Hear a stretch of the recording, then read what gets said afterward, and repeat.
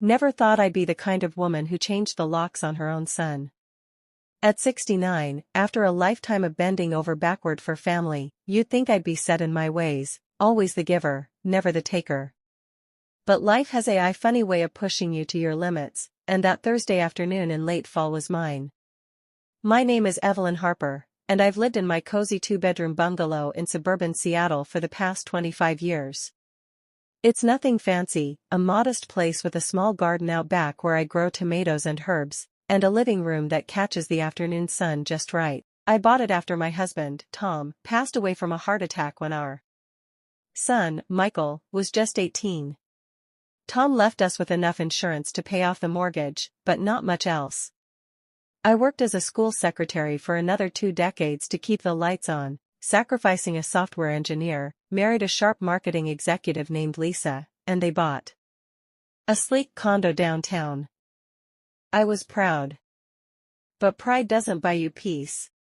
That day, I'd been out running errands, post office, pharmacy for my blood pressure meds, and a quick stop at the grocery store for milk and bread. My arms were full of bags as I fumbled with the key in the lock.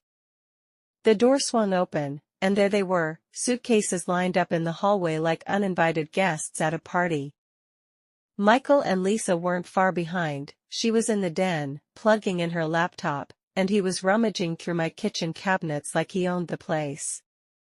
"Mom, you're home early," Michael said, flashing that boyish grin he'd used since he was 5 to get out of trouble. He was 43 now, tall and broad-shouldered, with the same dark hair as his father, though starting to gray at the temples.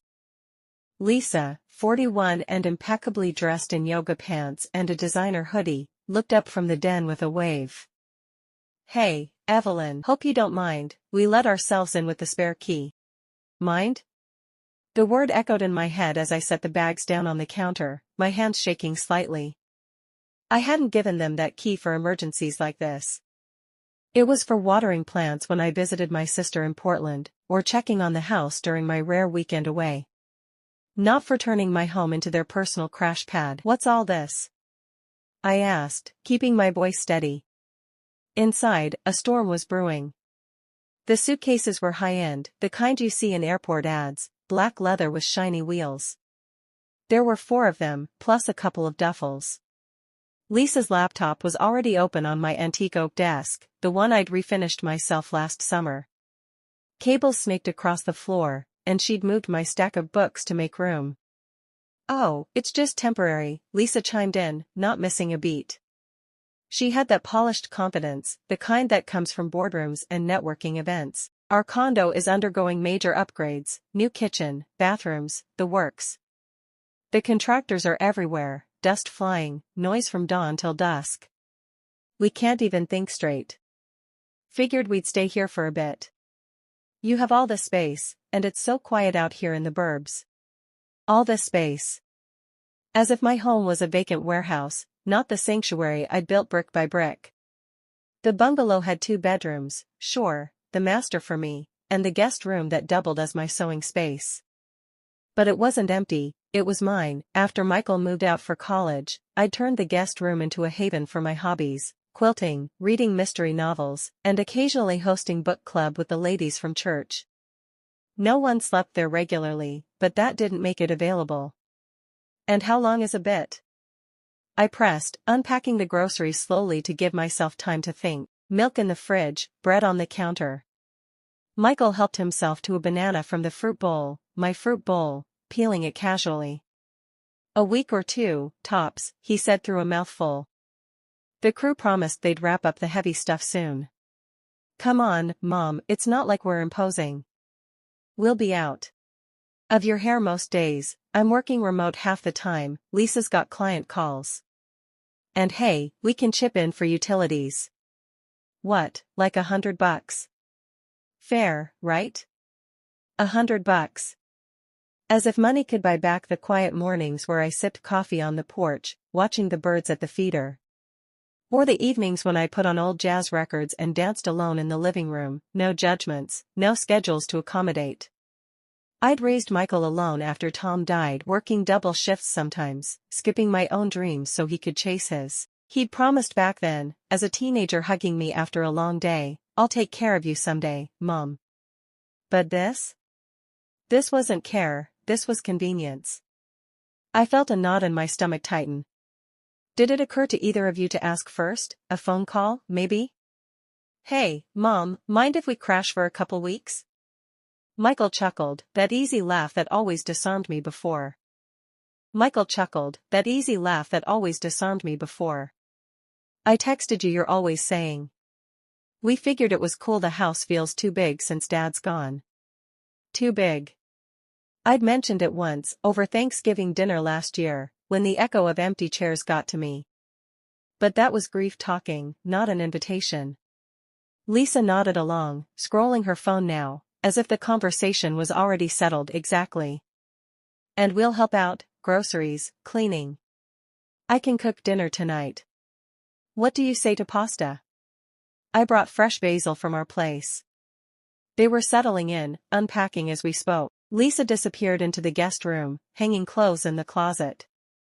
Michael flipped on the TV in the living room, channel surfing for the news. My living room, my remote. The audacity hit me like a cold wave.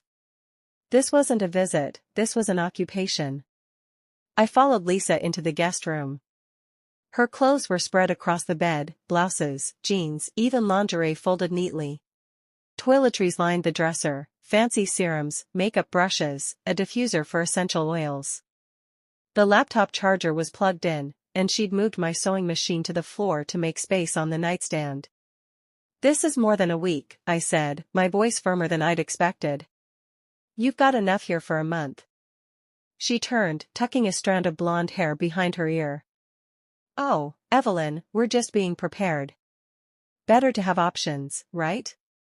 And honestly, it's not like anyone's using this room. We'll tidy up when we leave, promise. Not like anyone's using it." The word stung. This room had been Michael's as a kid, filled with posters and homework. After he left, it became my space, a place to escape, to create. I'd quilted blankets for neighborhood babies here, read through sleepless nights. It wasn't empty, it was full of me. Back in the kitchen, Michael was making coffee, my coffee, pouring 2 mugs. "Want one, Mom? Decaf for you?" I shook my head. "But I'm a person first, with my own life. What I want is for you to understand this isn't okay." Michael set his mug down, crossing his arms. "You can't just show up and take over." "Wow, okay." He paused, mug halfway to his lips. "Didn't realize helping family was such a burden." "Take over? You raised me to believe in sticking together. What's the big deal? Sticking together doesn't mean invading my home without asking." $200 a night downtown. My voice rose, echoing off the tiled floor. "This saves us a bundle, and you get company. Neighbors might hear, but I didn't care. Family. For once, I didn't care." The word Lisa exchanged a glance with Michael, as if blood ties meant unlimited access. "She's no boundaries." I'd given Michael everything, the marketer love, in her kicking support, in, even co-signing his first car loan. "We're sorry we didn't call more." Lisa had been part of the family. Unpacking took forever, and I'd welcomed her. "Can we just stay tonight and figure it out tomorrow?" Hosted holidays. Michael's got an early meeting. But this crossed a line. Guilt as a tactic. Lisa joined us, sensing tension. They'd already claimed territory, Evelyn, making it harder to say no. "We can do more." But something shifted 200? Maybe it was turning 69 last month. Seriously, out candles no trouble with a store-bought cake. "It's not the money," or losing my best surprising friend, myself, Rita, to cancer 6 months ago. The pressure in my chest regretted built, never. Years of unspoken. "But I'm a person first, resentments with my own life. It's the respect." Michael set his mug down, or lack of his arms. "You assumed I'd say yes because I'm alone. Didn't realize helping family was such a burden. You raised me to believe in sticking together.